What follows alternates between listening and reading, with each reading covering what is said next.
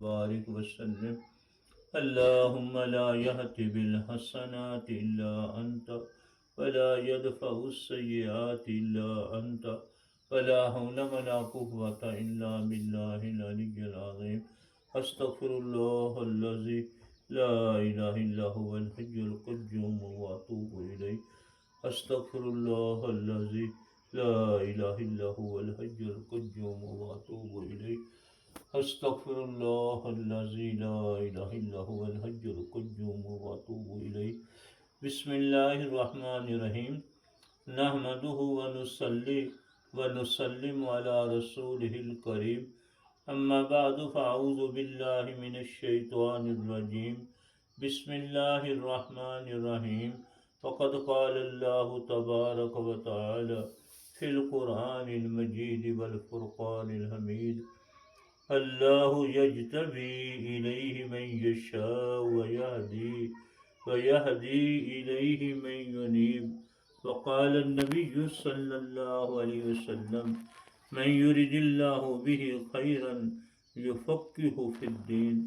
وقال النبی صلی اللہ علیہ وسلم: خیرکم من تعلم القرآن وعلمہ، او کما قال علیہ الصلاۃ والسلام.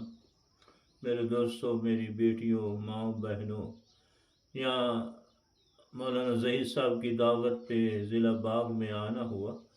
اصل میں کہوٹہ پروگرام تھا اور راولہ کوٹ میں پروگرام تھا. یہ ہمارے پرانے ساتھی ہیں، تو ان سے رابطہ ہوا تو انہوں نے کہا ہمارے پاس بھی آؤ. تو آپ کے علاقے میں یہاں پہلی دفعہ دین کی نسبت سے آنا ہوا. تو اللہ ہمارے آنے کو قبول فرمائے اور اس علاقے والوں کی ہدایت کا ہمیں ذریعہ بنائے اور ان کو ہماری ہدایت کا ذریعہ بنائے. میری ماں بہنوں، عورتوں نے دین کے بہت کام کیے ہیں. عورتیں نبی تو نہیں ہیں، لیکن نبی عورتوں کی گود میں پلے ہیں. عورتیں انبیاء تو نہیں ہیں عورتوں میں کوئی، لیکن انبیاء جو ہیں وہ عورتوں کی ماؤں کی گود میں انبیاء بنے ہیں.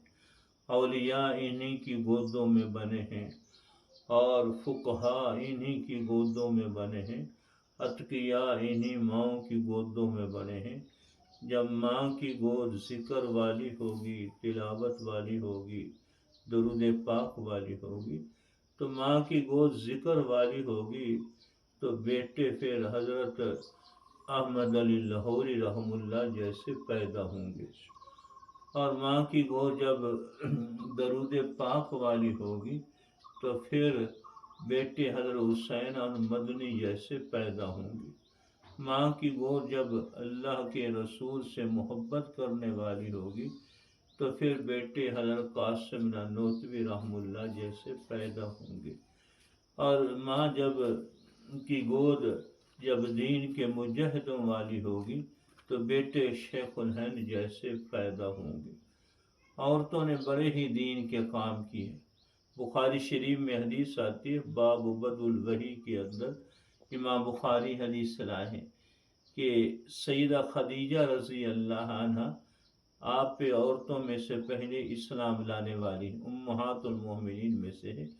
تو حضور اقدس صلی اللہ علیہ وسلم جب غار حرا میں عبادت کے لیے جاتے تو سیدہ خدیجہ رضی اللہ عنہ آپ کو ستو بنا کے دیتی، مشکیزے میں پانی بھر کے دیتی.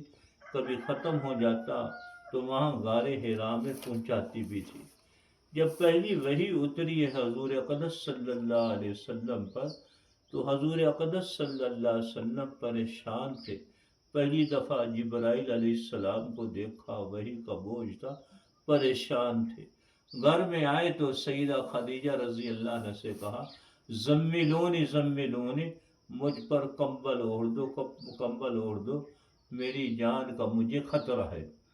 تو سیدہ خدیجہ رضی اللہ آپ کو ایسی تسلی دی، ایسا حوصلہ بڑھایا کہ آپ کا سارا خوف اور غم جاتا رہا.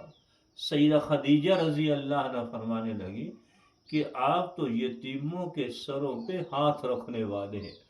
ایسے لوگوں کو اللہ بلندیاں عظمتیں نصیب فرماتے ہیں ایسے لوگوں کو اللہ ضائع نہیں کرتے۔ آپ تو یتیموں کے سروں پہ ہاتھ رکھنے والے ہیں، ایسے لوگوں کو اللہ عظمت بلندیاں دیتے ہیں۔ آپ تو بیوہ عورتوں کے ماوا اور ملجا ہیں، تو ایسے عظیم آدمیوں کو اللہ ضائع نہیں کرتے، ان کو بلندیوں اور رفتوں عظمتوں پہ اللہ چڑھاتے ہیں۔ آپ تو مسکینوں کے دیکھ بھال کرنے والے ہیں، تو ایسے آدمیوں کو اللہ ضائع نہیں کرتے، بلکہ ان کو عظمتیں بلندیاں رفتیں نصیب فرماتے ہیں۔ آپ تو غریبوں کی مدد کرنے والے ہیں، ایسے آدمیوں کو اللہ ضائع نہیں کرتے، بلکہ ہم عظمتوں بلندیوں رفتوں پہ چڑھاتے ہیں۔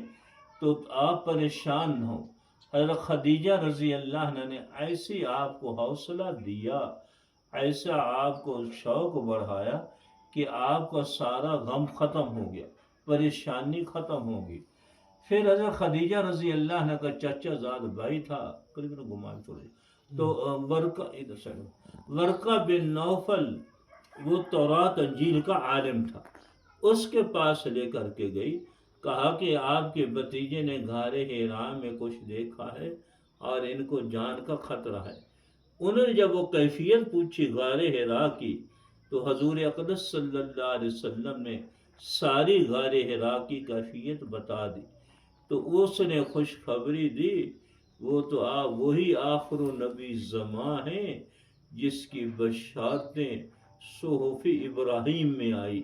حضرت ابراہیم علیہ السلام بشارتیں دیتے آئے، جس کی بشارتیں زبور میں حضرت داؤد علیہ السلام سناتے رہے، جس کی بشارتیں حضرت موسیٰ علیہ السلام تورات میں سناتے رہے، جس کی بشارتیں انجیل میں حضرت عیسیٰ علیہ السلام سناتے تھے۔ یہ تو وہی فرشتہ ہے جو 1,24,000 پیغمبروں پہ وحی لے کے آیا، تو آپ پر وحی لایا ہے۔ تو حضرت خدیجہ رضی اللہ عنہ آپ کے لیے ایسی معین اور مددگار بنی، ایسا حوصلہ اور شوق دلایا، جس سے آپ کا غم پریشانی بھی ختم ہوگی، آپ کا حوصلہ اور شوق بڑھ گیا۔ یہ ہمارے لیے اس حدیث میں سبق ہے۔ ہمارا بیٹا تبلیغ میں جا رہا ہو، کسی جہاد میں جا رہا ہو، مدرسے پڑھنے جا رہا ہو، تو ہم اس کو شوق دلایا کریں۔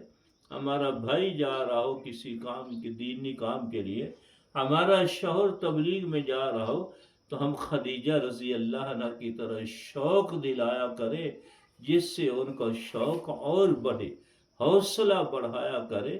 جس نے اپنے بیٹے کو تیار کر کے تبلیغ میں بھیجا، مدرسے میں بھیجا، تو اس ماں نے اپنے لیے بہت بڑا صدقہ جاریہ بنا لیا۔ جس بیوی نے اپنے خامد کو تیار کر کے تبلیغ میں بھیجا، 4 مہینے لگائے، 7 سال لگایا، خاوند تو وہاں محنتیں کرے گا، اس کو گھر بیٹھے بیٹھے اجر و ثواب ملے گا۔ جس بہن نے اپنے بھائی کو تیار کر کے حافظ عالم بنایا اور تبلیغ میں وقت لگوایا، اس بہن نے بہت بڑا صدقہ جاریہ بنا دی۔ تو عورتوں نے بڑے کام کیے ہیں دین کے۔ سیدہ خدیجہ رضی اللہ عنہ کی سیرت میں ہمیں سبق ملتا ہے کہ ہمارا بیٹا تبلیغ میں جا رہا ہو، مدرسے پڑھنے جا رہا ہو، کسی اور دینی کام کے لیے جا رہا ہو، ہم رکاوٹ بننے کی بجائے ہم شوق دلایا کریں، حوصلہ دلایا کریں، ان کے جذبے بڑھایا کریں، تاکہ ہمارے لیے صدقہ جاریہ بنے۔ بہت ساری مائیں بہنیں اپنے بیٹوں کو، اپنے بھائیوں کو، اپنے خامدوں کو شوق دلا کر دین کے کاموں میں لگاتی ہیں، لیکن اکثر یہ ہوتا ہے کہ ایک عورت کے 6 بیٹے، مثال کے طور پر، اب ایک تبلیغ میں لگ گیا ہے، اب ماں نے سر پر اپنا ہاتھ رکھا ہوتا ہے کہ یہ بیٹا تو تبلیغ میں جا رہا ہے، میری خدمت نہیں کرتا، گلے کرتی پھرتی ہوتی ہے کہ یہ میری خدمت نہیں کرتا، میرا کوئی کام ہی نہیں کرتا۔ باقی 5 بیٹے، وہ کوئی امریکہ میں گیا، کوئی جاپان میں، کوئی انگلینڈ میں، وہ 5 سال تک نہیں آئے، تو ماں کو کبھی یاد نہیں آیا کہ یہ میری خدمت نہیں کرتے اور میرے پاؤں نہیں دباتے۔ لیکن اگر کوئی دین کام کے لیے، تبلیغ کے لیے، پڑھنے کے لیے کوئی بیٹا چلا جائے، تو ماں کو اس وقت یاد آتا ہے کہ یہ میری خدمت نہیں کرتا۔ جیسے ان 5 کے ذمہ خدمت ہے، ایسے اس کے ذمہ جب وہ ان کے جانے پہ خوش ہے تو ماں کو خوش ہونا چاہیے، بہن کو خوش ہونا چاہیے کہ میرے لیے میرا بھائی صدقہ جاریہ بنا ہے۔ ایسے ہی بیوی کو خوش ہونا چاہیے کہ میرا خاوند میرے لیے صدقہ جاریہ بن رہا ہے۔ ہم سیدہ خدیجہ رضی اللہ عنہ کی طرح اپنے بیٹوں کو شوق دلایا کریں دین کے کاموں میں، اپنے بھائیوں کو شوق دلایا کریں، اپنے خامدوں کو شوق دلایا کریں۔ عورتوں نے بڑے کام کیے ہیں۔ سیدہ عائشہ رضی اللہ عنہ اتنی بڑی مفسرہ، محدثہ، فقیہ تھی کہ دین کا ثلث تیسرا حصہ جو امت تک پہنچا ہے وہ سیدہ عائشہ رضی اللہ عنہ دوسری ازواج مطہرات کی طرف سے امت کو پہنچا ہے۔ اتنا بڑا سیدہ عائشہ رضی اللہ عنہ نے دین کا کام کیا ہے، اور صحابہ کو کسی مسئلے میں شک ہو جاتا تو اماں عائشہ کے دروازہ کھٹکھٹاتے، وہاں سے مسئلے کی تحقیق ہوتی تھی۔ ایک دفعہ انصار اور مہاجرین کا مسئلے میں اختلاف ہو گیا اور دونوں طرف سے دلائل کے انبار لگ گئے۔ انصار نے بھی دلائل دیے، مہاجرین نے بھی دلائل دیا۔ حضرت عمر فاروق رضی اللہ عنہ کا دور خلافت تھا۔